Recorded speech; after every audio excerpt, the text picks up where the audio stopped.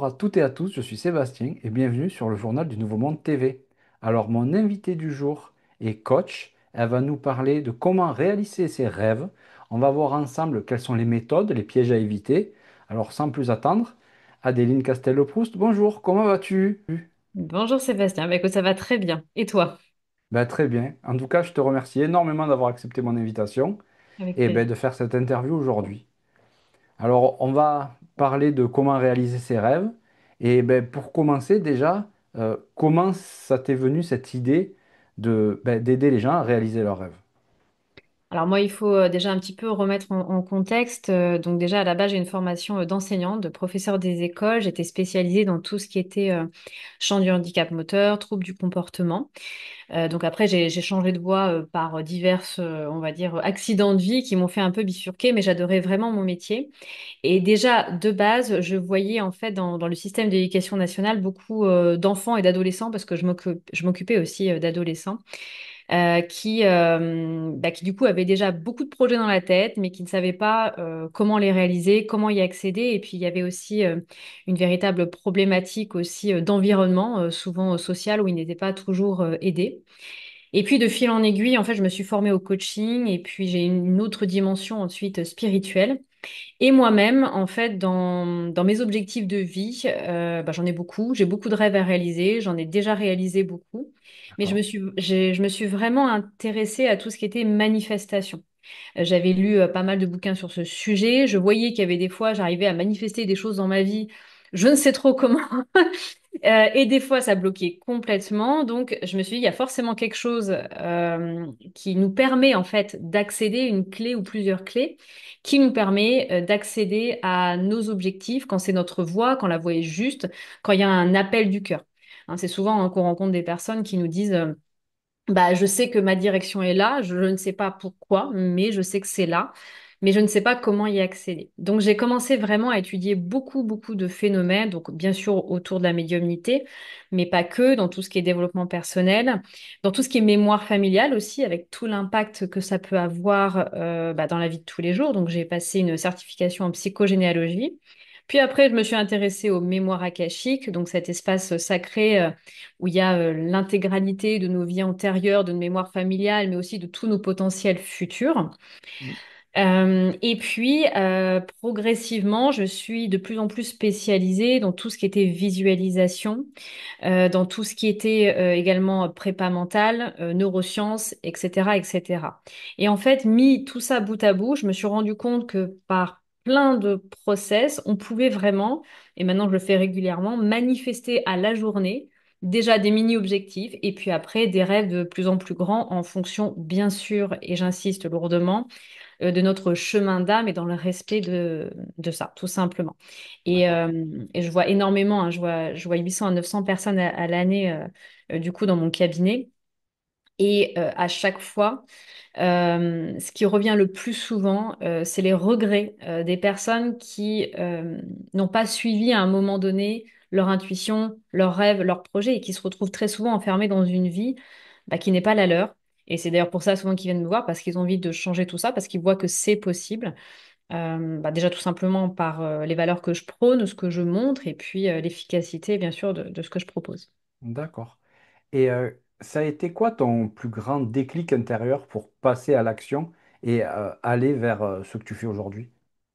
Ah, je pense que je l'ai toujours eu en moi, c'est-à-dire que je suis née déjà dans une famille où l'aide à l'autre était un peu innée, dans le sens où j'ai dû m'occuper de ma maman très très tôt parce elle était très malade. J'ai dû m'occuper aussi de ma petite sœur parce que ma maman était malade, etc. Et c'est vrai que de manière très naturelle, même à l'école, je m'orientais toujours vers les personnes les plus en difficulté. Donc je savais que, d'ailleurs, quand j'ai quitté l'éducation nationale, c'est ce que j'ai dit. J'avais un grand, pour le coup, j'avais une grande déception de pas être arrivée au bout de ma carrière entre guillemets parce que c'était un grand rêve. Et j'ai été déçue du système en tant que tel.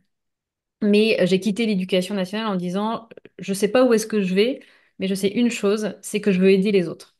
D'accord. Et voilà, donc en fait, le déclic, d'une certaine manière, n'a pas vraiment eu parce que j'ai l'impression d'être un peu née comme ça. En tous les cas, Ok. tout a été façonné dans ma vie pour que ça soit mon chemin. D'accord. Et il y a des croyances en toi que tu as dû déconstruire pour avancer et pour aller sur ce chemin? Ah bah Ou... évidemment, hein. Oui, On en a beaucoup des croyances. Déjà, voilà, j'ai pas forcément été élevée dans un environnement très porteur de ce point de vue-là. Donc déjà, il faut déconstruire en effet bah, tout ce que nous ont inculqué nos parents, les enseignants, la famille, et puis aussi il y a toutes les croyances pardon, inconscientes hein, qu'on hérite de notre système familial. Et puis j'avais une très, très, très faible estime de moi, une très faible confiance en moi. Donc ça, pour réaliser ses rêves, ses objectifs, c'est quand même compliqué parce que c'est quand même la base, entre autres. oui, Donc bien évidemment, oui, j'ai eu beaucoup de croyances autour du travail hein, que j'ai dû déconstruire, autour de l'argent, bien évidemment. Je crois que ça fait partie des résistances et il y a beaucoup de gens aujourd'hui qui ont beaucoup cette résistance-là au niveau de l'argent. J'ai dû déconstruire des croyances sur mes propres capacités, évidemment, etc., etc. Et d'ailleurs, quand on travaille avec la méthode que j'utilise, on travaille bien évidemment sur la déconstruction de ces croyances, mais encore faut-il déjà les identifier pour ensuite rebâtir des croyances nouvelles qui nous permettent d'atteindre nos objectifs. d'accord. Et ça n'a pas été un peu trop compliqué. Je veux dire, tu avais quand même un poste, on va dire, bon, dans l'éducation nationale, on va dire quelque part c'est rassurant pour toi ou même ta famille, et de partir pour aller dans ce domaine-là, ça n'a pas été trop compliqué pour ta famille à gérer ou quoi? Alors, pour ma famille, peut-être, je ne sais pas. Mais toujours est-il que j'ai toujours été très indépendante. Donc, quelque part, même si D'accord, c'était compliqué pour ma famille, j'ai toujours eu ce côté très libre et de prendre mes propres décisions, quelque part. Pour moi, ça l'a pas été du tout. Ça a été une évidence. d'accord, C'est-à-dire que vraiment, je suis passée en effet, de mon bac+5, mon concours, et Dieu sait si j'en ai vraiment bavé pour l'obtenir, pour avoir des postes, etc., à 4 ans plus tard, bah, donner ma démission. Et vraiment, je ouais, donnais ma démission. Je suis partie sans rien pour le coup, parce qu'à l'époque, il n'y avait pas tout le système du chômage qui a aujourd'hui, je crois, été mis en place depuis 2, 3 ans dans l'éducation nationale. Donc, je suis partie avec rien, un zéro. Donc, c'était vraiment le saut de la foi pour le coup. Mais d'accord. d'une, j'ai jamais eu aucun regret. Et de deux, je croyais tellement en ça que c'était une évidence. Quelque part, on peut dire que tu as commencé à réaliser tes rêves. Tout à fait. Bah déjà oui, ça commence par ça, hein, le saut de la foi. Hein. Si on l'a Voilà, pas, c'est même pas la peine de commencer. J'ai envie de te dire, pour le coup, il y a vraiment une question de foi. d'accord. La foi, quand on parle de foi, on est d'accord qu'on ne parle pas de foi religieuse, Bien on sûr. parle Oui, vraiment de la foi en soi. tout à fait. Est-ce que tu as eu besoin de quelque chose à un moment donné pour que cette foi ne vacille pas? Alors, il y a des fois, elle vacille, pour être très honnête. Bien sûr que des fois, elle vacille, mais l'univers m'a toujours amené, en effet, des choses auxquelles me raccrocher. Ça peut être un mot gentil, ça peut être un coup de main à un moment donné auquel je m'y attendais pas, ça peut être une aide financière, ça peut être une aide matérielle, ça peut être un coup de fil auquel je m'attendais pas. Des fois, c'est une énergie qui revient, je ne sais trop comment. C'est très varié, mais c'est vrai que je crois que, et tu fais bien de pointer le doigt dessus, cette foi, donc en effet, cette croyance hein, que tout est possible, hein, moi c'est ce que j'appelle ma foi, entre guillemets, Oui, euh, elle est déjà, elle est très vacillante, mais elle demande aussi expérience, elle demande en fait à aller croire en effet à quelque chose de plus grand, si je peux dire ça comme ça. d'accord.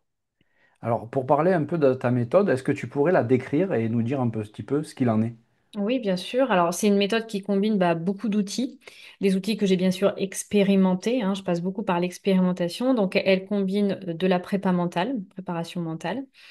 Elle combine du mouvement, du coaching sportif quand elle est en présentiel, parce que je suis une grande sportive et pour moi, le sport est essentiel déjà d'une pour ma vie hein, d'ordre général, mais est aussi très représentatif souvent on va dire, de la société. En fait, on retrouve plein de rôles au sein du sport qu'on peut retrouver au sein de la société. Ça permet aussi de se dépasser, prendre confiance en soi, etc., etc. Il y a des mémoires akashiques. Ça, je l'utilise beaucoup pour cibler en fait la problématique et la libérer d'un point de vue énergétique. J'entends bien, mais aussi pour avoir des réponses plus rapides à certaines questions. D'accord. Par exemple, si la personne se dit, bah, je connais pas toutes mes croyances limitantes, les mémoires akashiques, je peux aller voir les mémoires akashiques de la personne pour voir justement quelles sont les croyances limitantes qui la bloquent le plus Ok. et les libérer et retravailler dessus, et reprogrammer après mentalement, on va dire la nouvelle version d'elle-même, on peut dire ça comme ça. Je peux utiliser ma médiumnité à certains moments quand j'ai l'appel et quand j'en ai besoin. D'accord. Et j'utilise aussi des techniques comme la cohérence cardiaque. Ça, c'est pour réguler vraiment le système nerveux. Parce qu'il faut savoir que, par exemple, si on veut manifester un rêve, qu'on y met toutes les intentions, tout, on y met tout le coaching nécessaire, on investit sur soi, etc., etc., mais qu'on a un système nerveux qui est défaillant, qui est reprogrammé sur son ancien mode de fonctionnement, ça crée des blocages. Donc, D'accord. j'utilise aussi beaucoup des techniques de respiration pour permettre aux intentions, en fait, de se matérialiser dans la matière, tout simplement. Ok. D'accord. Juste pour parler un petit peu de ta médiumnité, Oui. comment ça t'est venu et comment tu t'en sers lors de tes formations ou de tes coachings? Oui, alors ma médiumnité, en fait, j'avais déjà quand j'étais adolescente. D'accord. En tous les cas, c'est les premiers souvenirs que j'en ai, hein. Peut-être que j'en avais des prémices avant, mais je m'en souviens pas du tout. Euh, J'en ai fait d'ailleurs un livre, hein, L'univers a bien fait son job, qui est sorti il y a 2 ans, où j'en parle justement de comment c'est venu, etc. Mais à l'époque, on mettait pas l'étiquette hein, médiumnité, hein, c'est souvent ce qui est reporté, mais en effet, c'est vraiment le cas. Et en fait, donc je me souviens très bien, j'ai eu un traitement pour les angoisses, parce que c'est comme ça qu'on avait catégorisé ma médiumnité. J'avais D'accord. la clairaudience de très développée. Et bah, évidemment, oui, j'ai eu un traitement contre l'angoisse qui fait que ça a coupé absolument tout.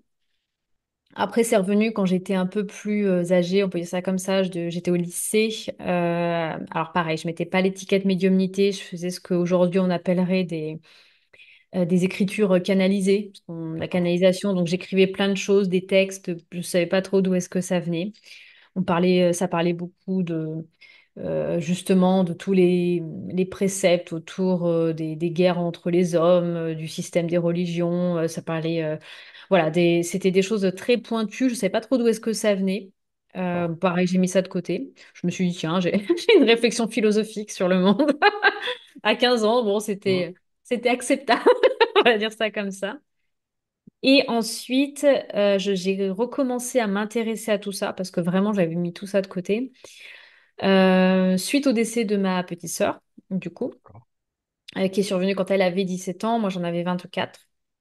Donc j'ai recommencé à lire des bouquins là-dessus, bon, sans trop non plus trop m'y pencher parce que ça restait douloureux pour tout ce que ça représentait pour moi. Sûr. Et ensuite, je me suis formée au Laoshi, qui est un système de soins énergétiques qui commence à être un peu plus connu aujourd'hui, où je me suis fait beaucoup d'auto-soins énergétiques. Et en fait, à force de me faire des auto-soins, bah, j'ai eu de plus en plus de perceptions qui sont revenues. Et Ok. ça s'est redéclenché, j'ai envie de dire comme ça, un peu du jour au lendemain, lors d'un salon où je présentais à l'époque de la numérologie, parce que j'ai été certifiée en numérologie aussi. Mais c'est venu vraiment un peu comme ça du jour au lendemain et ça m'a rappelé tout ce process-là. Et donc ensuite, je me suis vraiment entraînée, surentraînée pour pas faire n'importe quoi non plus, pour être bien sûre de ce que je captais. Et donc j'ai utilisé pendant de nombreuses années dans des consultations. Vraiment, avant, je faisais que ça. Et là, j'ai décidé de le mêler à d'autres outils, d'en faire moins pour tout simplement parce que c'est épuisant, je vais être très honnête, c'est extrêmement fatigant et parce que j'ai un côté aussi très terre à terre, D'accord. c'est-à-dire que pour moi l'un ne va pas sans l'autre, c'est-à-dire qu'on peut très bien être cartésien et être médium en même temps, bon ça fait l'objet d'autres interviews. Et je ne comprends pas pourquoi la plupart des gens scindent les deux. Pour moi, ça n'a pas de sens quelque part, surtout qu'on parle beaucoup de notre ancrage, du côté matériel des choses, de comment les choses s'incarnent dans la matière. Donc, pour moi, le monde de l'invisible, ça va avec le monde du visible et ça va ensemble. Si on a un cerveau, c'est pour qu'il nous serve à quelque chose. Donc, autant l'utiliser aussi dans mes coachings pour reprogrammer, par exemple, le cerveau. Pour autant, on peut tout à fait travailler sur le plan énergétique pour justement que ça soit encore plus efficace. D'accord. Alors, pour revenir à ta méthode, est-ce que déjà les personnes qui viennent ou que tu coaches, est-ce que il y a besoin d'avoir une routine ou un rituel pour commencer? Alors oui, ça fait partie de ce que je demande, en effet. Ça demande en effet de l'engagement, un peu de discipline aussi, et en effet des D'accord. choses assez ritualisées. Je ne crois pas à la méthode miracle, où on a tout comme ça du jour au lendemain, on a un soin et puis basta, tout va mieux. Non, évidemment. Et d'une certaine manière, encore heureux parce que tout le voyage nécessaire à la transformation de soi et moi, je trouve extrêmement excitant et c'est vraiment une aventure et un voyage. Et quand on arrive enfin à l'objectif qu'on s'est donné, après tout le mal qu'on s'est donné, ça n'a pas du tout la même saveur que si en fait on avait les choses en claquant des doigts. Donc bien évidemment, oui, je propose par exemple en effet des rituels en début de journée pour poser ses intentions, où il y a des exercices de respiration où il y a des fois de la lecture, de la musique, etc. Je propose aussi également des outils de reprogrammation mentale à écouter dans sa journée. Je propose également des fois des routines du soir, évidemment. Mais ça, déjà, ça permet de garder le lien avec la personne, ce qui est très important dans les méthodes d'accompagnement, mais aussi de responsabiliser, et j'insiste beaucoup là-dessus, de responsabiliser l'autre dans sa propre guérison et dans sa propre atteinte d'objectifs. D'accord. C'est pas toi qui vas faire les miracles. Non, mais personne, hein. Nous, on est vraiment des déclencheurs, des leviers. Des fois, tout dépend en fait le rôle de chacun, mais des fois, on transmet des messages qui peuvent donner un déclic ou pas. D'accord. Voilà, mais moi, je suis là pour coacher, pour accompagner, pour donner des outils, des clés, des réponses. Après, si on n'a pas envie de continuer, si on reste aussi dans un état d'esprit de peur, hein, parce que très souvent, c'est ça qui bloque, hein, on a peur de ce D'accord. qu'on pourrait devenir. Le Ok. cerveau n'aime pas le changement, donc il C'est va se vrai. raccrocher à ce qu'il connaît quelque part. Donc, oulala, on me propose une vie très chouette, on me propose d'enfin réaliser mon rêve, zut, j'ai plus d'excuses. Bah vite, vite, je vais trouver une excuse pour pas y aller parce qu'il a peur en fait. Donc ça s'entend et ça se comprend. Mais pour autant, c'est nécessaire de passer ce cap-là si à un moment donné on veut changer de vie. D'accord. Tu parles de clés. Oui. Il y a un nombre de clés on va dire, à déverrouiller, c'est pas le bon mot, mais ou de choses à faire. Je sais pas Pour si je m'exprime bien. Est-ce que par exemple, parce que des fois on entend les 21 clés pour. Voilà. Est-ce que tu as un nombre de clés qui vont permettre aux personnes d'arriver à accéder à leurs rêves? Alors non, alors les 21 clés pour, c'est très marketing, hein, pour être très honnête, pour le coup, et ça marche très bien, et je les utilise aussi, hein. Des fois, en effet, les trois clés pour réaliser tes rêves, ça peut totalement fonctionner. Donc, j'ai pas un nombre de clés prédéterminé, mais voilà, pour moi, il y a des points essentiels. D'accord. Premier point essentiel, mais vraiment, j'insiste parce que moi, ça m'a changé beaucoup de choses dans ma vie, c'est vraiment la cohérence cardiaque. Ok. D'ailleurs, tous les grands sportifs l'utilisent, hein. Et d'ailleurs, c'est aussi comme ça qu'ils arrivent à gérer leur stress, leur tension et atteindre aussi leur objectif.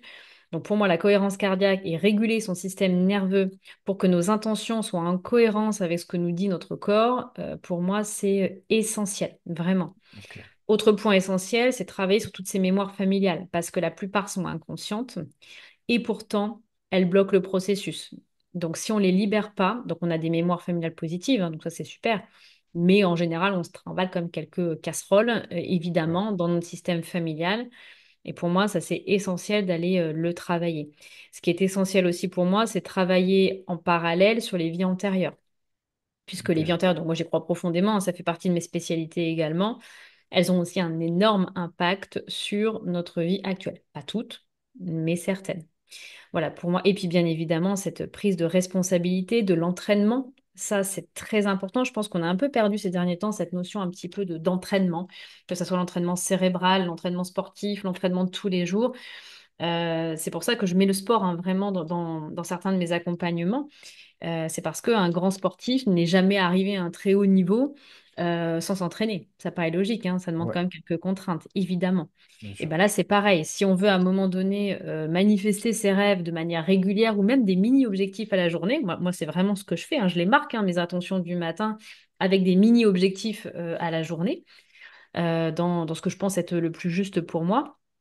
Et ben ça m'a demandé quand même quelques années d'entraînement avant de savoir faire ça. Ben, c'est exactement pareil. D'accord.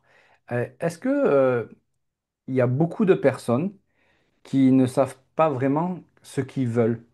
Quand ils viennent te voir, ils ont envie de changement, mais ils savent pas vraiment. Ouais, ça arrive très très souvent. Ça Ouais, arrive très souvent parce qu'ils déjà ils sont hyper conditionnés par tout ce qu'on leur a raconté depuis qu'ils sont petits. d'accord. Donc déjà, ils ne croient pas forcément tout ce que je leur dis. C'est-à-dire que même là, forcément, il y a certaines personnes qui vont regarder cette vidéo qui vont dire, ouais, est-ce qu'on peut vraiment manifester ses rêves comme ça? Moi, j'y crois pas, etc. Bon, déjà, il y a un premier conditionnement qui est depuis qu'ils sont petits. Et donc, tout le système mis en place à l'heure actuelle n'entraîne pas forcément les gens déjà à penser par eux-mêmes. Ça, Oui, c'est une évidence oui, folle. on l'a vu plus ces dernières années. Ouais. Ah bah oui, oui, bien sûr. Et même voilà, et même moi, quand j'étais voilà, à l'école, c'était pas non plus. Enfin, on appliquait quand même beaucoup de choses. J'ai commencé beaucoup à réfléchir personnellement parce que c'était inclus dans mon cursus. J'ai fait une licence d'histoire-géographie. Donc, on interrogeait beaucoup les textes et j'ai fait un bac économique et social. Donc, dans tout ce qui est ces filières-là, on nous encourage beaucoup à l'esprit critique. J'ai fait sciences politiques aussi. Donc, il faut beaucoup, beaucoup analyser, etc. Donc, on nous entraînait beaucoup à l'esprit critique. D'accord, Mais c'est pas le cas du tout partout. Il faut quand même voilà, questionner beaucoup ce qu'on nous apprend, le remettre en question. Et puis, quand on a été formaté toute notre vie à bah, t'es comme ça parce que ton père a dit que tu serais comme ça ou t'as été formaté dans un certain système, c'est pas si simple en fait de prendre le recul nécessaire et de dire alors, est-ce que c'est vraiment ce que je veux? La plupart fonctionnent en mode automatique quand même. oui, On le voit de plus en plus et c'est pour ça qu'il y en a beaucoup qui arrivent en thérapie ou en coaching. C'est parce qu'à un moment donné, justement, ils sont complètement perdus entre ce qui émane d'eux, de ce qu'ils ont vraiment envie de choses qu'on leur a sans cesse ingurgitées. Et là aussi, c'est mon rôle. C'est-à-dire que, ok, bon, ça, on te l'a imposé, ça, tu l'as pas voulu, mais aujourd'hui, toi, qu'est-ce que tu veux? Mais les 90% me répondent, bah, je sais pas. Donc oui, ça arrive très souvent, mais bonne nouvelle, très très vite, ça revient. En fait, d'accord, justement, quand on commence à élaguer un petit peu tout ça, quand on recommence à revoir aussi un peu le monde sous les yeux de l'enfance, c'est-à-dire plus avec tous les filtres qu'on nous a gentiment oui, mis. Et puis très souvent, c'est ah oui, quand j'étais petite ou petit, j'adorais faire ça. Ah oui, en effet, j'avais un rêve quand j'étais ado, c'était faire ça. Mais maman, papa, grand-mère, etc. M'a dit que c'était pas possible. Et puis il n'y avait pas d'argent à la maison, donc du coup j'ai changé parce qu'il fallait déjà gagner de l'argent. J'ai beaucoup d'histoires comme ça. Ou des gens en fait qui se sont sacrifiés pour leur famille.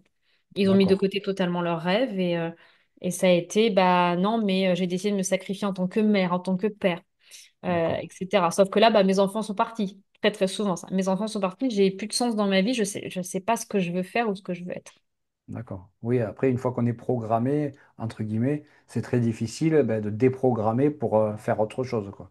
Oui, oui. Alors, c'est beaucoup plus facile, c'est une très bonne nouvelle, de déprogrammer quelque chose qu'on ne le croit. C'est-à-dire que, par exemple, dans les exercices de prépa mentale que je fais, donc même si tu as une croyance depuis 30 ans, on peut la déprogrammer en, allez, 2, 3 mois, à raison D'accord, d'exercices réguliers. Donc, c'est plus rapide, en fait, de déprogrammer, de faire des nouvelles connexions neuronales ensuite, que ce qu'on croit. Mais ça demande, par contre, en effet, de l'entraînement de tous les jours. d'accord. Et comment savoir si, si une personne vient te voir, si ce que vraiment elle a envie de faire, ça vient de, de ses tripes, de son cœur, ou c'est vraiment mental? Il y a une différence entre les deux? Alors, c'est une très bonne question. Pour moi, la base, c'est vraiment les triples cœurs, comme tu dis. C'est-à-dire qu'il y a quelque chose qui émane de là. Après, la manière dont on va entre guillemets, le poser dans la matière, très souvent, il y a le mental qui intervient. Hmm, C'est très d'accord, souvent qu'on dit, bah oui, bah moi, si je m'écoutais, je sais pas, moi, je serais, je dis n'importe quoi, je serais coach de sport, par exemple. Ok. Ah bah oui, mais dans la matière. Et là, tout de suite, le mental, oui, mais j'ai 2 enfants, le soir, je vois pas comment je peux faire, j'ai pas l'argent pour, etc., etc. d'accord. Ce qui est logique, hein. Oui, bien sûr. Donc, en fait, Le cerveau est là pour nous remettre, entre guillemets, dans la matière, quoi. donc, il y a quand même des bonnes questions à se poser avant d'entamer ce processus. Oui, bien sûr. Malgré tout, et ça, c'est mon mantra que je répète, je pense que tout est possible. Moi, Ok, je donne un exemple très, très souvent. Je n'ai jamais eu de mal à manifester n'importe quelle maison que ce soit. Alors pourquoi je dis ça? Parce que je suis à mon compte depuis 12 ans et il y a D'accord. une énorme croyance limitante autour de ça. Toutes les personnes qui veulent se mettre à leur compte partent du principe que pour louer ou pour acheter, ils ne pourront pas parce que ils sont à leur compte. Moi, j'habite dans une région où en effet, il y a quasiment pas de location à l'année. Et donc, du coup, ça leur fait très peur et ils se limitent beaucoup. Personnellement, je n'ai jamais eu aucun mal à manifester une maison à la location dans une région où, concrètement parlant, il y a très très peu De de mai. place, hein, on va dire ça Ok, comme ça. ouais. J'habite sur le bassin d'Arcachon pour ceux qui ne le savent pas, du côté de Bordeaux. Et je pense vraiment que quand on est persuadé que ça marchera pas, ça marche pas. D'accord. Et est-ce que il faut se fixer des rêves réalistes ou alors on peut, entre guillemets, viser la lune? J'ai la chanson d'Amel Bent. Oui, mais elle m'est venue en même temps, en fait. Putain, ne chante pas, ne chante pas. Eh ben, les deux, d'une certaine manière, parce que déjà, tout dépend ce qu'on appelle un... faut viser la lune, ça dépend pour qui, pourquoi. Il y a des personnes pour qui être à son compte, c'est viser la lune. Pour moi, c'est un objectif réaliste, comme tu dis. On a tous en fait notre degré, on va dire, de rêve et comment on voit nos rêves. Donc ça, c'est aussi une question très importante à se poser. Et à partir du moment où c'est aligné avec nous, je pense qu'on peut absolument tout envisager. Mais j'insiste beaucoup sur ce travail d'alignement. D'accord. C'est-à-dire qu'en effet, si tu viens me voir et tu me dis, écoute, j'en ai marre de bosser, je veux gagner au loto, et puis comment je fais pour manifester ça? Alors c'est souvent l'exemple qu'on donne, mais parce que c'est quand même des gens qui viennent me voir et qui me disent ça. Je dis, ok, mais est-ce que ça résonne en toi? Est-ce que c'est vraiment aligné avec toi? Et là, c'est non, j'ai juste envie que ma vie soit plus facile.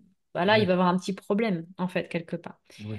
Voilà, c'est quand je parle de manifestation de rêve, quel qu'il soit, petit, grand, surréaliste aux yeux des gens ou réaliste aux yeux d'autres, euh, il y a vraiment ce truc de c'est ça qui me fait envie, je le ressens. D'accord. Même pour des maisons, hein. Moi, toutes les maisons que j'ai manifestées, elles étaient à la pièce près dans ce que je voulais. Je D'accord. voulais tel type de maison à tel endroit, dans tel type de quartier, etc. Et ça marche à chaque fois. D'accord. Et comment gérer la peur de se lancer? Parce que c'est ben, la peur, disons, c'est une des émotions qui est le plus présente chez l'être humain en général, hein, je parle, et c'est très difficile à gérer.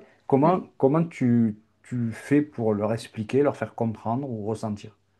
Alors déjà, il est hyper important déjà de comprendre l'origine de la peur. Donc c'est là souvent où alors je vais aller regarder justement dans leur mémoire akashique quand ils ne savent pas pourquoi ils ont cette peur-là, pourquoi ils ont cette D'accord. peur-là. Et ensuite, c'est prendre du recul par rapport à cette peur-là. Parce que très souvent, les peurs, ce sont des scénarios qu'on s'invente Ok.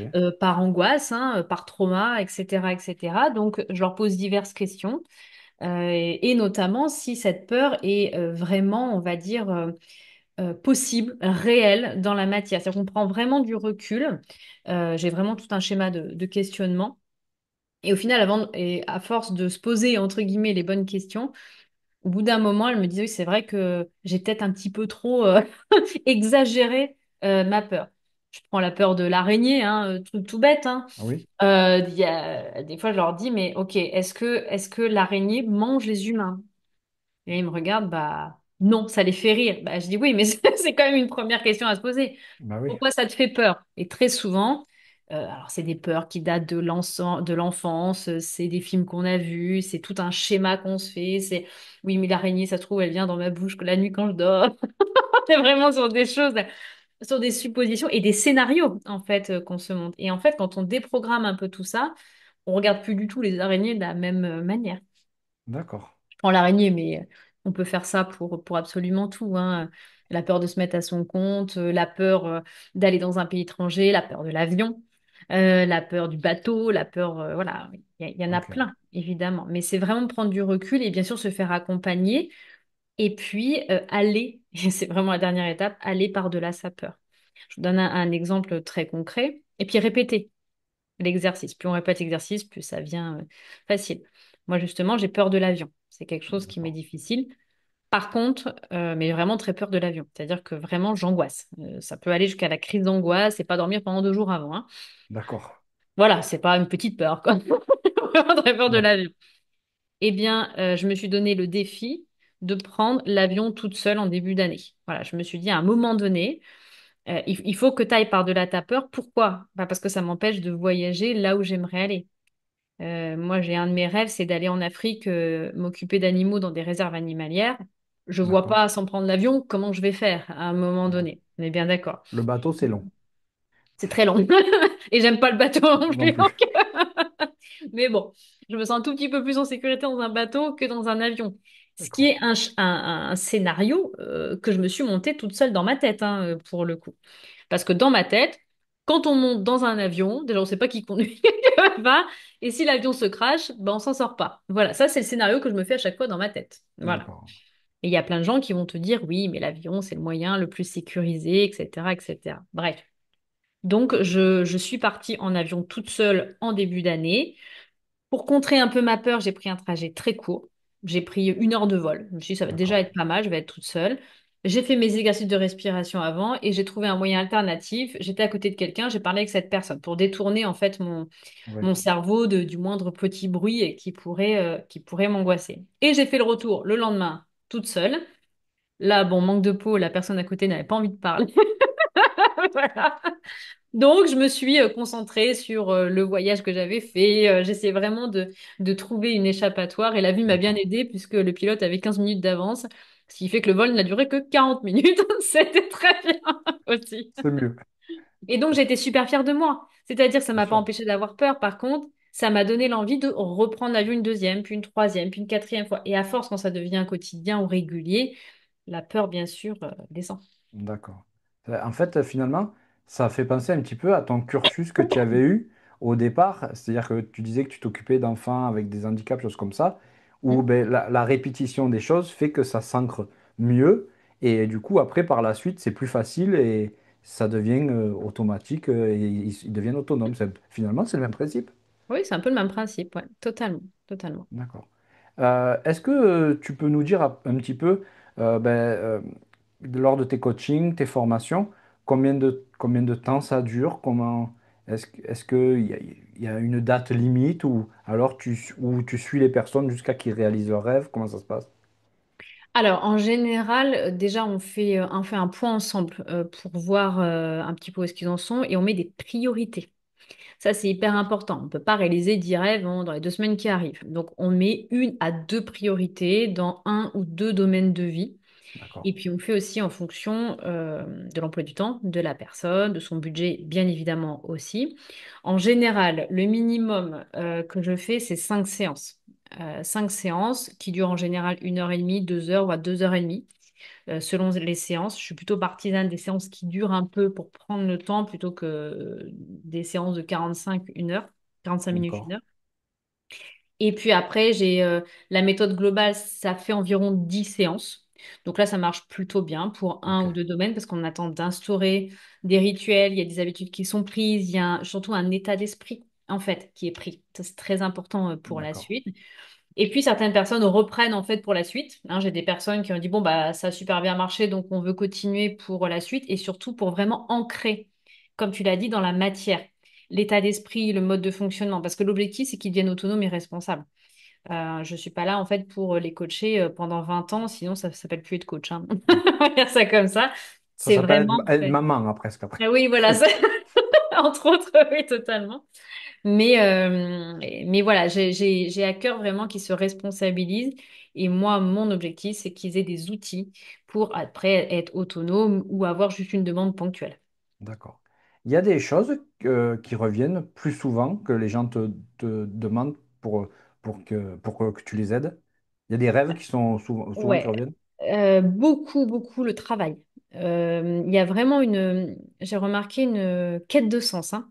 La plupart des personnes n'ont plus envie de travailler pour travailler. Ça, c'est très avant, on va dire très Mhm. ancienne époque, même si ça date d'il n'y a pas si longtemps que ça, Non, c'est sûr. quelque part. Mais c'est assez nouveau, hein, entre guillemets, cette volonté d'avoir un travail qui fait sens. Avant, c'était pas forcément dans les priorités familiales. Là, ça l'est devenu. Et puis l'argent. Ah, D'accord. vraiment, travail, argent, c'est deux domaines qui reviennent beaucoup.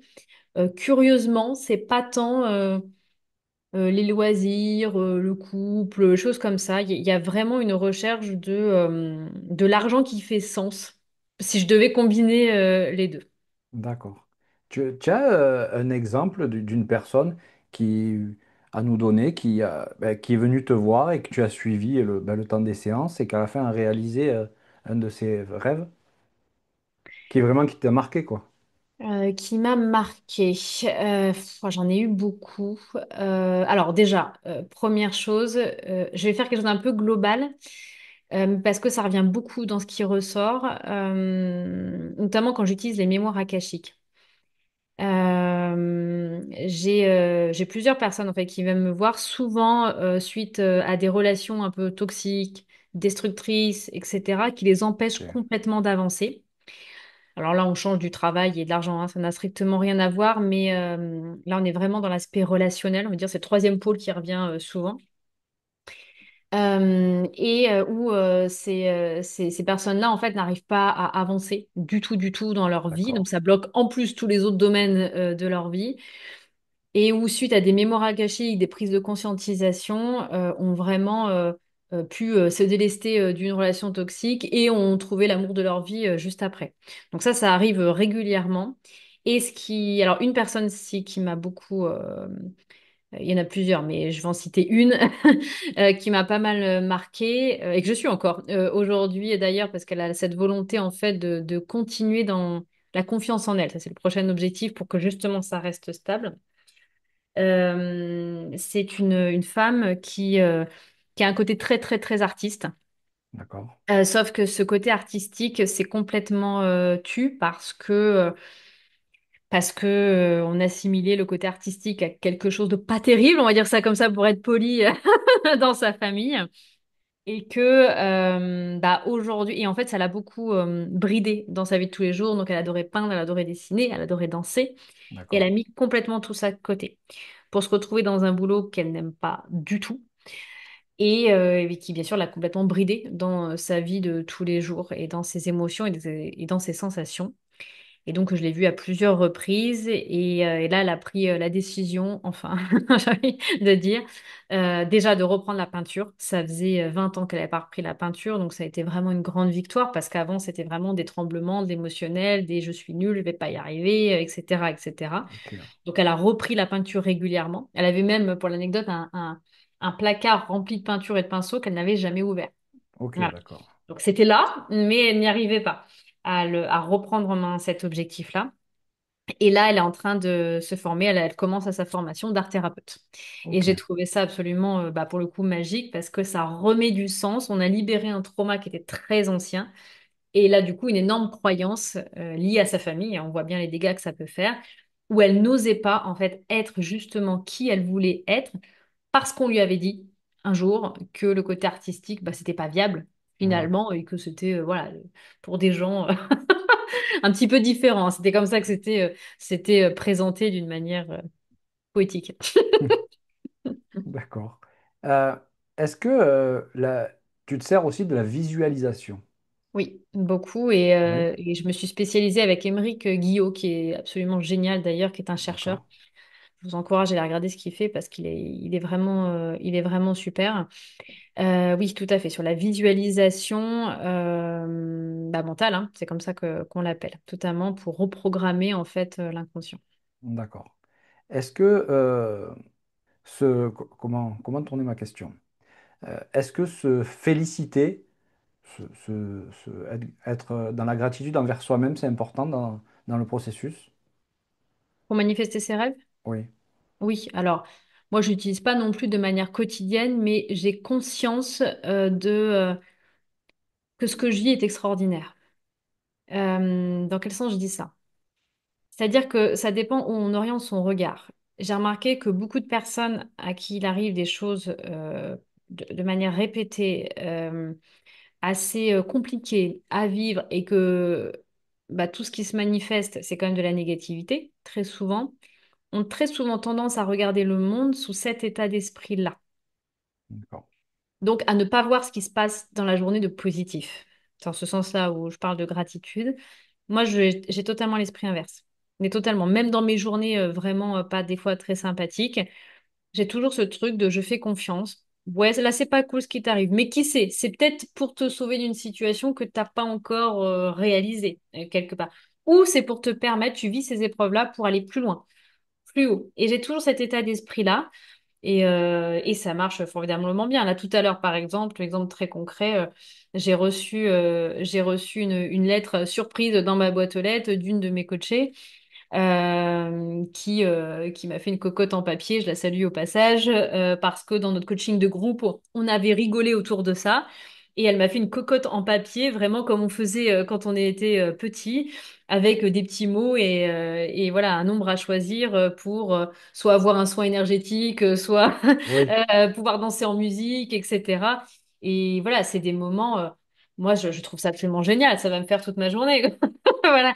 Et quand on développe cet état d'esprit-là, cette reconnaissance, cette gratitude, on peut l'appeler comme on veut, de s'émerveiller des petites choses, et bien en fait, ça se développe de plus en plus parce que des exemples comme ça, j'en ai toutes les semaines. Toutes les semaines, j'ai vraiment des personnes qui arrivent des fois dans ma vie, qui me délivrent un message, ça m'illumine ma journée et j'ai conscience en fait de ça. Et ça, je crois d'accord. que c'est notamment, je ne l'ai pas souligné tout à l'heure, mais en effet, une des clés.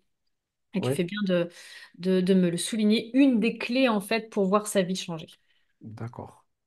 Et c'est plus souvent des hommes ou des femmes qui viennent? Parce que, C'est plus- Ouais, c'est plus souvent des femmes. ouais, Tu t'attendais à la réponse. Mais j'ai de plus en plus d'hommes. Et ça, je trouve ça absolument super. Que ça soit dans les soins énergétiques de groupe, que ça soit dans des coachings en individuel, coaching de groupe, j'ai de plus en plus d'hommes. Et ça, je trouve que c'est plutôt une très bonne nouvelle. Mais c'est pas simple pour eux, j'ai remarqué, parce qu'il faut souvent aller dans l'émotionnel. Et ils ont beaucoup d'accord. de mal avec ça, ce qui est logique, hein, Ouais, parce que on prend 30 ans, 40 ans en arrière, 50 ans en arrière, voilà, les garçons n'étaient pas forcément élevés dans l'émotionnel. c'est Et sûr. donc s'exprimer, et puis ils ont une autre manière de voir le monde, hein, très souvent aussi. Et donc du coup, c'est pas simple pour eux de s'exposer.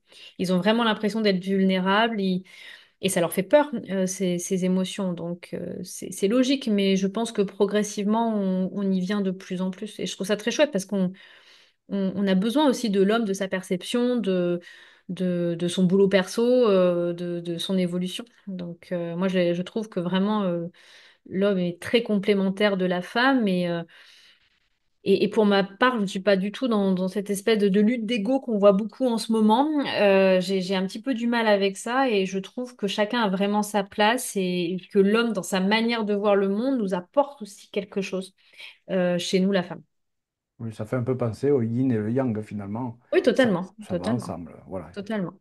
Un sans l'autre, c'est pas complet. Bah, Enfin, de toute façon, on a tous une part féminine, une part masculine. Donc déjà, rien qu'en sachant ça, ça me paraît logique qu'on soit complémentaires. je suis tout à fait d'accord avec toi pour ça.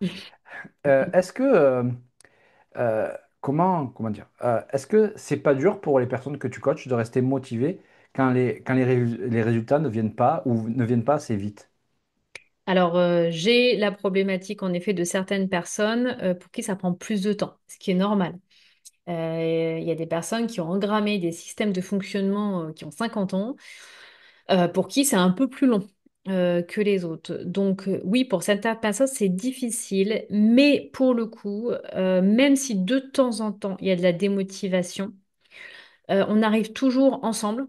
C'est pour ça que c'est un travail d'équipe, à trouver le levier pour que la personne se remette vraiment sur les rails. D'accord, Mais en effet, c'est très important aussi d'être patient. C'est pas, il y a des personnes pour qui ça arrive très vite et pour d'autres, c'est plus lent. Mais c'est logique, c'est normal et des fois, la guérison prend beaucoup de temps. Et je crois qu'on a encore du mal à l'accepter, ça. d'accord. Est-ce que tu accompagnes aussi les personnes après? Par exemple, des personnes qui veulent, ah ben, qui ont ce désir d'avoir leur propre société, ils viennent te voir pour réussir à réaliser, on va dire, ben, leur rêve. Et après, est-ce que des fois, tu les accompagnes ou pas? Oui, ça peut arriver. Oui, oui, D'accord, ça peut arriver. Ils ont, bah, en effet, l'exemple de l'entreprise est très juste. Et puis, en fait, un an après, bah, ils aimeraient atteindre, par exemple, un palier de chiffre d'affaires, hein, souvent c'est ce qu'il y a, ou inclure une nouvelle prestation, mais ils ne savent pas laquelle, par exemple, et ils peuvent revenir me voir ponctuellement, totalement. d'accord, ok. Et alors, ça, c'est un petit peu, peut-être plus les hommes que les femmes, et encore que je suis pas sûr. Est-ce que de partager ses rêves publiquement, pas de les garder pour soi, ça peut aider? Alors oui, c'est un levier qui est très connu. En effet, ça permet en fait justement de s'engager. En fait, c'est aussi D'accord. simple que ça. C'est-à-dire que quand on partage une action, un rêve qu'on va mettre en place, quelque part, bah, on se dévoile et notre cerveau n'aime pas bien l'échec là-dessus. Donc, il va dire, bah, je me suis engagée auprès de tout le monde bah, m'attend au détour, donc ça me donne en fait l'énergie, la motivation d'aller jusqu'au bout. Tout à fait. D'accord. Ok. Et est-ce qu'il y a de l'auto-sabotage des fois? Oui, pas souvent, oui, ça Ah, j'imagine bien. Évidemment, il y a beaucoup d'auto-sabotage et bien sûr qu'on travaille dessus, d'où le fait d'aller repérer très très vite les mécanismes inconscients en fait qui se mettent en place, d'accord. totalement. Et c'est de Ok. la peur, hein. C'est de la peur, Ouais. mais on s'en rend pas forcément compte. C'est ça qui est très pernicieux des fois. C'est qu'on se rend pas forcément compte que dans tout ce qu'on met en place, on est en train de tout faire pour que certaines choses n'arrivent pas. Parce qu'on a peur, en fait, tout simplement. Tu parlais tout à l'heure de transgénération, enfin, de vie antérieure, donc transgénérationnelle, on peut Oui, dire c'est la même chose, oui, ou même d'aller ben, dans les archives akashiques, hein. oui. Est-ce que ça te permet de débloquer des blocages émotionnels que les personnes ont et qui les Oui. empêchent d'avancer? Oui. Ah oui, totalement. Il y a même souvent des personnes qui viennent me voir parce qu'elles ont un blocage émotionnel lié D'accord. justement à une mémoire antérieure qu'elles ne ciblent pas forcément ou qu'elles ciblent, hein. Ça dépend des fois. Et oui, on peut réactiver de la joie, on peut bah, lever le voile sur certains secrets de famille qui empêchent d'avancer, on peut apaiser de la colère, etc., etc. D'accord. Tout le monde peut réaliser ses rêves, transformer sa vie, ou il y en a, ben, ils sont tellement ben, dans le mental, le contrôle et dans des choses, on va dire, entre guillemets, d'avant, qu'il y en a pour qui c'est pas possible.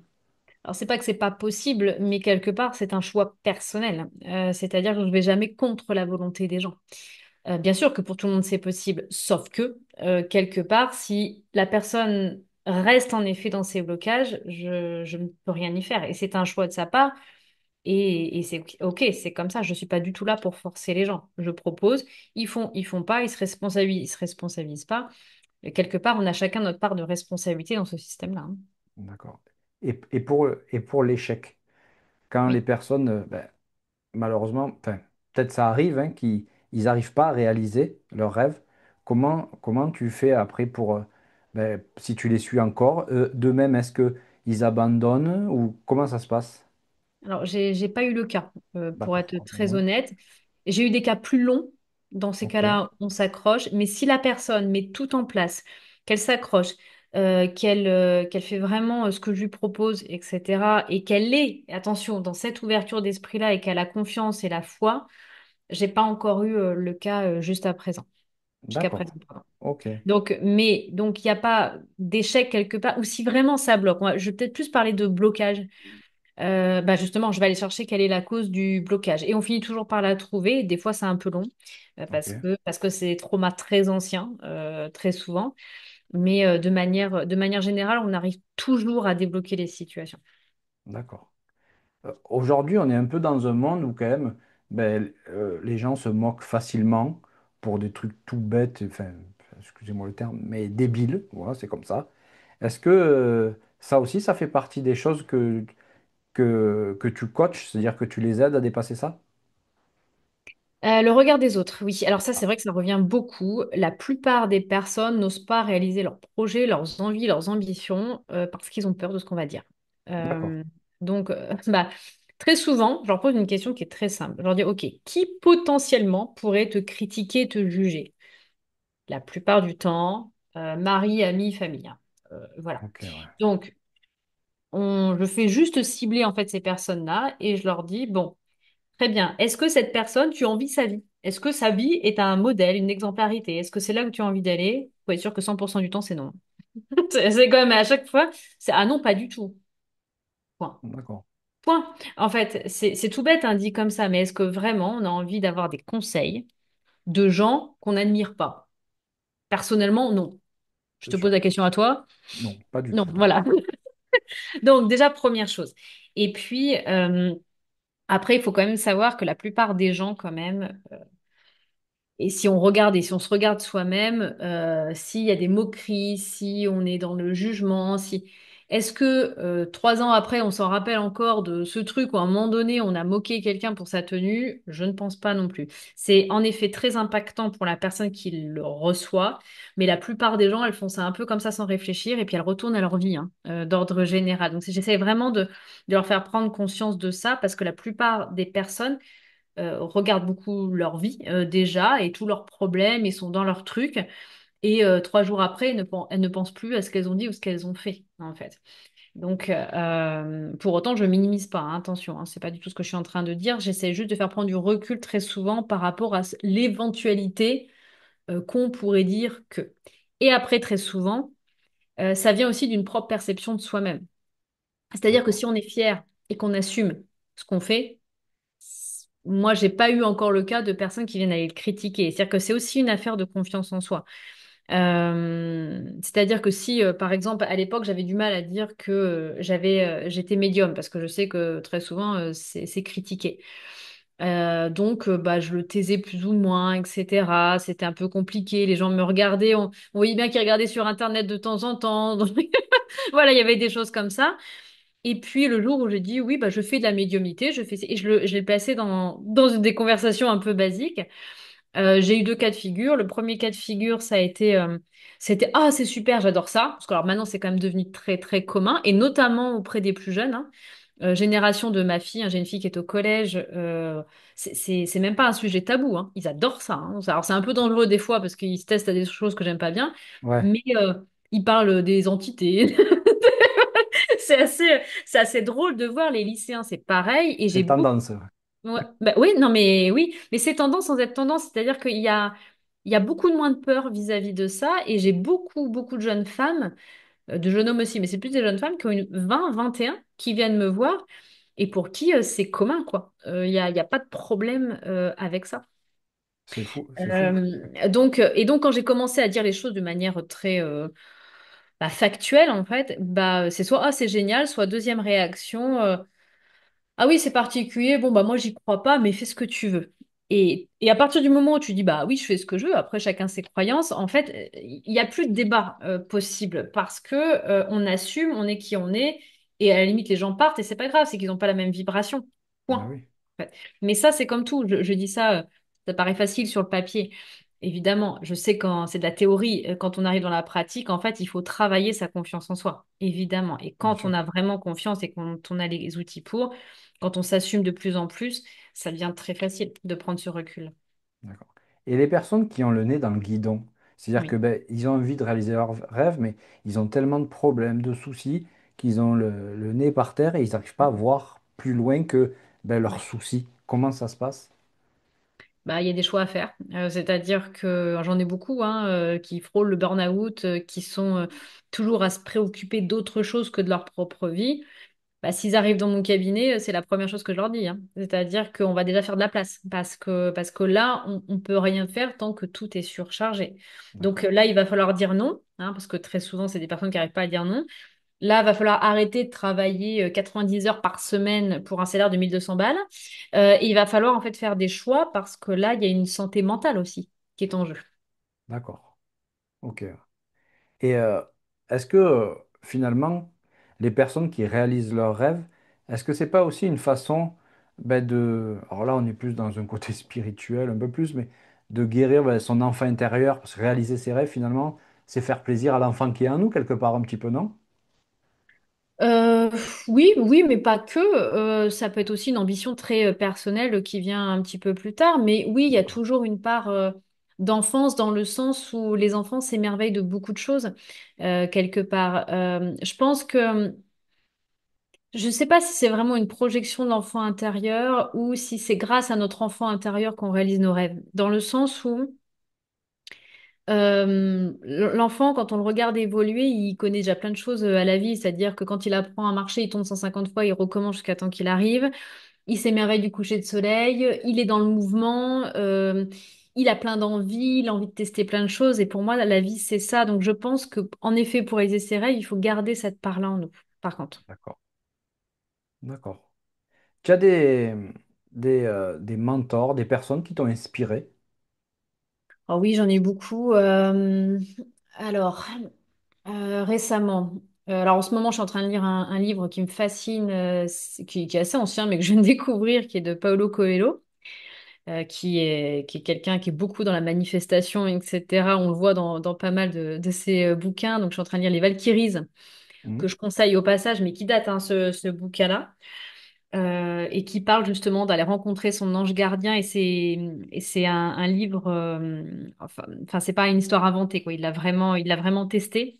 Donc c'est toute une expérience dans le désert et on parle aussi de canalisation de ces valkyries, etc. Donc c'est vraiment très intéressant la perception qu'il a du monde et la manière dont il le voit. D'accord. Laurent Gounel, que j'aime beaucoup, j'ai un bouquin qui m'a fascinée, que j'ai toujours, que là, j'ai en face de moi, je suis en train de le regarder. Dieu voyage toujours incognito. Je trouve que ça représente parfaitement la vie, vraiment, et tout ce que peut apporter l'univers à qui croit et ose, en fait, réaliser qui il est vraiment. Après, dans tout ce qui est davantage coaching, j'aime beaucoup Sonia Zabartani. Voilà, dans son énergie, je trouve qu'elle donne vraiment du peps et de l'engouement, voilà, dans ses D'accord. aspects positifs. J'ai eu ma période un peu Franck Nicolas, un peu moins maintenant, mais il m'a pas mal aidé en fait dans sa perception du coaching. Et si j'en ai un que j'adore, et j'ai avalé le nom quand même. Si, Tony Robbins. J'avais l'image, j'étais là, comment il s'appelle déjà? Tony Robbins que j'aime beaucoup, qui est pour moi un des grands mentors, on va dire, pas que du coaching, parce que quand on l'écoute, il a vraiment eu un truc vibratoire, une connaissance des gens et de l'univers qui est très très précise. D'accord. Et j'avais vu un documentaire sur lui qui était fascinant, vraiment. J'avais beaucoup aimé. Enfin, j'ai regardé 3 fois ce documentaire qu'on trouve. Hein, je crois que ça s'appelle Tony Robbins d'ailleurs. Lui, je pense qu'il est en haut de ma liste. Voilà. D'accord. Qu'est-ce que tu dirais à une personne qui a envie, mais qui n'ose pas? Qui a envie mais qui n'ose pas. Je lui poserai la question suivante. Qu'est-ce que ça t'apporte de ne pas oser? D'accord. Ok. Et qu'est-ce que ça t'apporterait d'oser? Derrière. Après, bon, en général, hein, ça déclenche une action derrière. Ok. Très souvent, parce que tu as bien compris, hein, quand tu poses cette question-là, en fait, forcément, la personne va te dire qu'elle reste bloquée dans un processus et qu'elle n'est pas bien, mais qu'elle a peur et machin. Et quand on lui dit, et qu'est-ce que ça t'apporterait d'oser? Bah, en général, c'est bah, je serais heureuse de l'avoir fait, je prendrais confiance en moi, au moins j'aurais testé, au moins j'aurais pas de regrets, etc. D'accord. Et tu dirais quoi à Adeline d'il y a 15 ans, 20 ans? Oh, tu peux même aller un peu plus loin, je pense. Parce que je fais du coaching quand même depuis un peu plus de 12 ans maintenant, donc Bon, disons une vingtaine d'années? une vingtaine d'années. Euh, Qu'est-ce que je lui dirais? Que son passé ne la définit pas. Ça, pour moi, c'est quelque chose de très important parce que j'ai D'accord. cru pendant longtemps que tout ce que j'avais vécu, de tout ce qu'on m'avait dit, toutes les fois on m'avait humilié ou saccagé de diverses manières, que ce soit par la violence physique ou morale, j'ai cru vraiment être cette personne qu'on m'avait projetée. Et j'ai mis beaucoup de temps avant de déconstruire tout ça et réaliser que j'étais pas une mauvaise personne ou j'étais pas ce qu'on m'avait projeté à un instant T de personnes en fait qui avaient des problématiques qui n'étaient pas non faits parce qu'en plus on se culpabilise dans ces moments-là, c'est ça qui est le pire. Donc ouais, je pense que c'est ça que je lui dirais et que c'est une belle personne. D'accord. Et ta définition du bonheur pour toi? Ma définition du bonheur. Ah, quelle belle, quelle belle question. Euh, je crois vraiment que c'est de vivre une vie alignée avec soi. D'accord. C'est pas simple tous les jours, hein. Je dis pas que ma vie est absolument géniale tous les jours, ce serait mentir parce que il y a vraiment des moments que j'ai vécu même récemment où il y a plus grand-chose qui faisait sens. Mais aujourd'hui, avec du recul, ça m'a permis d'atteindre encore un autre degré de compréhension de moi-même et des autres, hein, parce que souvent ça va de pair. Et, Et je pense vraiment que le bonheur, c'est ça, c'est toujours prendre le recul nécessaire pour voir si ta vie est toujours alignée avec toi. Parce que je pense vraiment qu'on est en constante évolution. Et quand je me vois il y a 2 ans, ce que je faisais, et aujourd'hui, bah, c'est plus du tout pareil. Quand je me vois il y a 10 ans et aujourd'hui, alors là, c'est même plus un pont, là, c'est un énorme fossé. Et certainement que dans 2 ans ou 3 ans, j'évoluerai encore différemment, je testerai encore autre chose. Et la vie, c'est vraiment des expériences. Et je trouve ça dommage, en fait, de pas vivre ces expériences-là, quelles qu'elles soient, et de s'enfermer dans une espèce de routine pendant 40 ans. Je trouve ça vraiment dommage parce qu'on passe à côté de choses absolument magnifiques. D'accord. Et pour les personnes qui voudraient ben, voir ce que tu fais, te contacter, ils peuvent regarder sur ton site, c'est ça? Oui, totalement, totalement. Et puis Alors, j'ai mon Instagram aussi. alors, je vais le mettre là. Ouais, Alors, pourquoi il me dit ça, lui? Ah, voilà. Normalement, il est en ligne. Normalement, tu dois le voir. ouais, totalement. Alors il Voilà. va être un peu refait là dans les prochaines semaines, mais en gros, c'est toujours le même message. OK. Il y a un endroit où ils doivent cliquer pour, ben, par exemple, te contacter ou autre? Bon, bah, ça peut être prendre rendez-vous, hein, je crois que c'est un tout petit peu plus en bas. Mais sinon, il y a l'Instagram qui est vraiment, s'ils veulent regarder ce que je fais, je partage beaucoup de choses sur mon Instagram. Je donne plein de petits tips, des conseils. Voilà, je partage beaucoup. Donc, ils peuvent aussi tout simplement passer par ce réseau social-là. Qui est D'accord. juste mon prénom, mon nom, hein. Voilà. Et tu as quand même aussi Facebook, tu partages moins? Beaucoup moins. Ouais, On j'ai va quand le même un profil remettre. Facebook, mais j'y vais quasiment pas, j'avoue. D'accord. OK. Et tu as une chaîne YouTube? Non, je n'ai pas de chaîne YouTube. J'en avais une il y a quelques temps, mais ça me Celle-là, il y en a une. Alors demandait. bon, c'est que... Ouais, oui, oui, hein, bah, alors, très Ouais. certainement que ça devait être mon podcast, je pense, D'accord. que j'avais mis sur YouTube, mais non, j'alimente plus du tout. Ça reviendra peut-être, mais ça demandait beaucoup de temps. Et c'est Oui. vrai que j'ai fini par en manquer un petit peu, donc j'ai fait des choix en fonction de qui j'étais. Et c'est vrai que j'aime beaucoup Instagram pour son côté très communication, c'est marrant, il y a du jeu, tout ça, donc j'aime bien. Voilà, D'accord. c'est Ouais. moderne. C'est vrai que les journées sont courtes. Mais les journées sont très courtes, oui. Et j'ai 2 enfants en plus, donc Oui, donc encore plus. les journées sont courtes et pleines. C'est ça, totalement. En tout cas, franchement, ben, merci beaucoup pour ben, ton partage, ce que tu as fait découvrir aux gens aujourd'hui. C'était très, très intéressant et très riche. Je voudrais remercier toutes les personnes qui suivent la chaîne, qui se sont abonnées, qui partagent et like et qui commentent aussi. Merci aussi à toutes les personnes ben, qui s'abonneront, parce que ben, voilà, c'est important de faire grandir la chaîne, ça me motive, ça me donne envie de créer encore plus de contenu. Et pour finir, Adeline, ben, je vais te laisser le mot de la fin. J'ai toujours droit à ça au mot de la fin. Bah, j'ai envie de dire, croyez en vous et vivez vos rêves, hein. Là, pour le coup, je pourrais pas dire autre chose vu la thématique du jour.